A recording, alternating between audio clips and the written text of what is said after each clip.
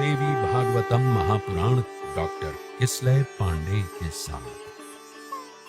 इस भाग में श्री नारायण कहते हैं कि वैदिक अष्टाक्षर मूल मंत्र परम श्रेष्ठ तथा सबके लिए उपयोगी है, अथवा जिसने जिस मंत्र का उपदेश दिया है उसके लिए तो मूल मंत्र वो है। सरस्वती इस शब्द के अंत में चतुर्थी तथा अंत में स्वाहा लगाकर सबके आदि में लक्ष्मी बीज और माया बीज लगाकर बना हुआ ये मंत्र है।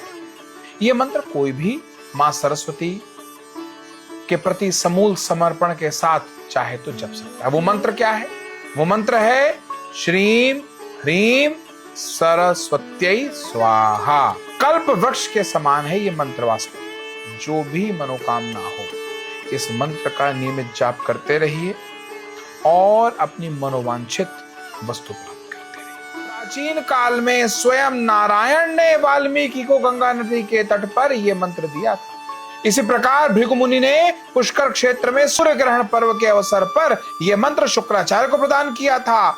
मारीच कश्यप ने चंद्र ग्रहण के समय पर प्रसन्न होकर बृहस्पति को इसका उपदेश दिया था और ब्रह्मा जी ने भृगु से संतुष्ट होकर बद्रिकाश्रम में उन्हें यह मंत्र प्रदान किया। जरत्कारु मुनि ने क्षीर सागर के समीप आस्तिक को यह मंत्र दिया और विभादंडक मुनि ने मेरु पर्वत पर बुद्धिमान ऋष्यशृंग को इसका उपदेश दिया था। भगवान शिव ने आनंदित होकर कणाद मुनि तथा गौतम को यह मंत्र दिया था और सूर्य ने याज्ञवल्क को तथा कात्यायन को इस मंत्र का उपदेश दिया। शेषनाग ने सुतल लोक में बलि की सभा में पाणिनि, बुद्धिमान भारद्वाज और शाकटायन को यह मंत्र दिया।